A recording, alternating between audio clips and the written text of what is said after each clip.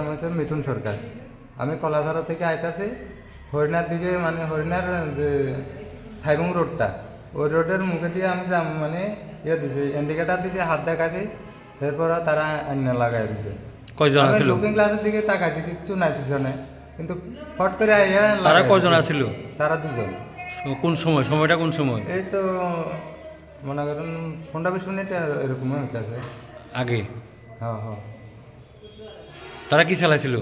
তারা বাইক চালাইছে। কজন আছিল? তারা দুজন। হ্যামলেট আছিল নি তারা? না না, হ্যামলেট ট্যামলেট আসেনি না। হ্যাঁ, আচ্ছা, আমি ডাক্তার রাজেশ মজুমদার অন ডিউটিতে আছি এখন। দুইটা মাইনর ছেলে এসেছে বাইক চালিয়ে। হ্যাঁ, ওই টমটমের হেভি স্পিডে ছিল দুজন। হ্যাঁ, মাইনর ছেলে, তার মানে 18 বছরের নিচে। ওদের বয়স 13-14 বছর হবে কিনা বা 15 বছর হবে কিনা সন্দেহ আছে। হ্যাঁ, ওরা নিয়ন্ত্রণ হারিয়ে বাইক চালিয়ে এসে টমটমের সাথে ধাক্কা দিয়েছে। ইনজুরি হয়েছে এখন।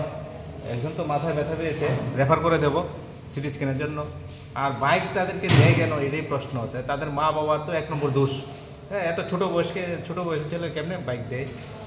তো তাদের একটা ছেলে ইনজুরি হয়েছে ভালোই। হ্যাঁ, এটা ওকে রেফার করে দেবো শান্তিবাজার সিটি স্ক্যানের জন্য।